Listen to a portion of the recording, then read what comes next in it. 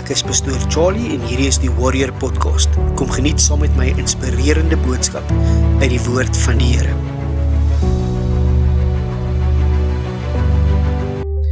Goeiemôre, vertrou dit gaan goed. Ek wil vanoggend begin met 'n vraag en my vraag aan jou is dit: was jy al 'n tweede kans gegee? Of het jy al gevoel jy verdien nie 'n tweede kans nie, want jy weet wie jy is, wat jy was, wat jy gedoen het, en jy voel dat dit jou diskwalifiseer om te doen waarvoor God jou geroep het om te doen? Ek wil jou vanoggend sê dat God kan en wil jou gebruik vir die rede waarvoor hy jou geroep het, en daarom 'n tweede kans. As ek en jy na die woord van God gaan kyk, sal ons sien dat God gebruik mense wie ek en jy sou diskwalifiseer. As ons na die lewe van Dawid gaan kyk, sal ons sien dat Dawid het egbreek gepleeg, Dawid het moord gepleeg, maar tog sê God dat Dawid was 'n man na sy hart en God gebruik hom kragtig. Dawid het die tweede kans gesien, dit aangegryp en God kon hom gebruik. As ons gaan kyk na die lewe van Petrus, sal ons sien dat God het 'n groot plan vir Petrus. Ons sien dat hy verloon Jesus 3 keer en Petrus se gedagtes diskwalifiseer hy hom, en ons sien dat hy teruggaan na sy ou lewe toe, maar ons sien die dag toe Jesus uit die dood uit opstaan en Maria Magdalena na die graf toe gaan, sê die boek van Markus vir ons, dat die engel van die Here sê vir haar, gaan na die disippels en sê vir hulle ek het opgestaan, en dan gebruik hy hierdie woorde, en vir Petrus. Hy het geweet dat Petrus teruggegaan het na sy ou lewe toe, maar hy het geweet wat die plan op Petrus se lewe was. Hy het geweet in Petrus se eie oë het Petrus hom gediskwalifiseer, en daarom staan hy op die vuur, by die strand, by 'n kolevuur, en sê vir hom, Petrus, het jy my lief? En Petrus sê, ja Here, ek het jy lief, en hy sê, laat my skape wei. Hy vra hom 'n tweede keer, hy sê, Petrus, het jy my lief? En hy sê, ja Here, ek het jy lief, en hy sê, pas my skape op.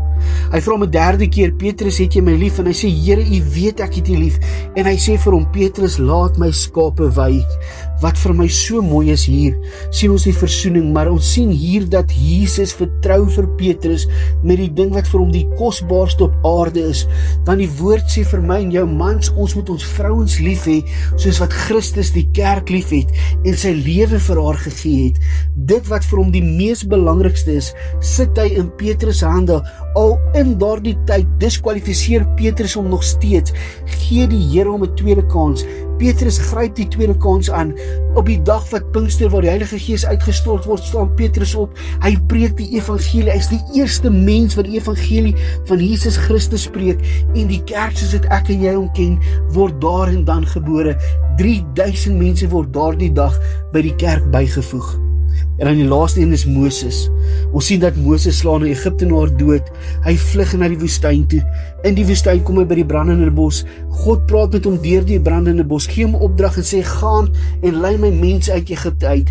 Ons sien dat Moses gaan, hy lei God se mense uit Egipte uit in die woestyn, en dan gaan hy die berg op, en hier op die berg gee die Here vir hom die 10 gebooie, en ons sien toe Moses afkom, en hy sien dat die volk vir hulle 'n goue kalf gebou het, en hulle is besig om die goue kalf te aanbid. Is Moses so kwaad, hy gooi die 10 gebooie net daar en dan stikkend.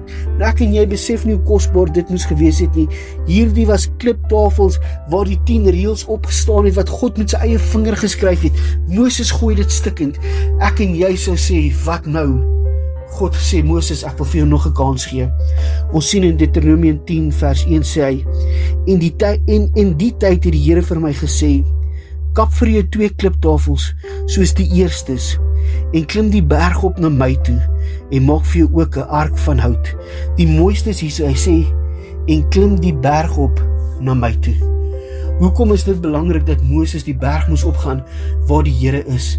Want God het geweet, in sy teenwoordigheid sal hy nie toelaat dat daar leuns inkom. In sy teenwoordigheid gaan nie toelaat dat daar gedagtes inkom van Moses, jy is nie goed genoeg nie.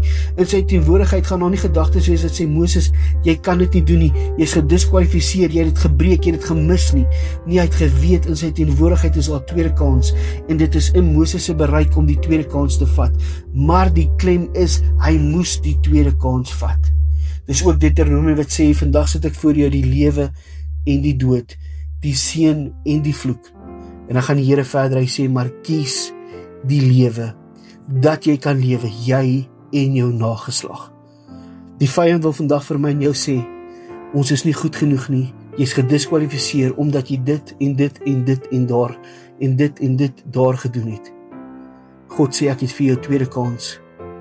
Die tweede kans is in jou bereik, en die tweede kans is Jesus Christus, wat die prys vir my en jou betaal het, wat op daardie kruis gestaan het, wat op daardie kruis was, en gesê, dit is volbring.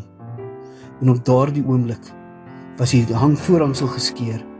Ek en jy kon in die teenwoordigheid van God gaan, net soos Moses die berg op, kan ek jy by die voete van Jesus sit, en ek en jy kan ons tweede kans vat, en nog steeds wees, wie God ons geroep het om te wees. Mag jy 'n goeie dag hê vandag.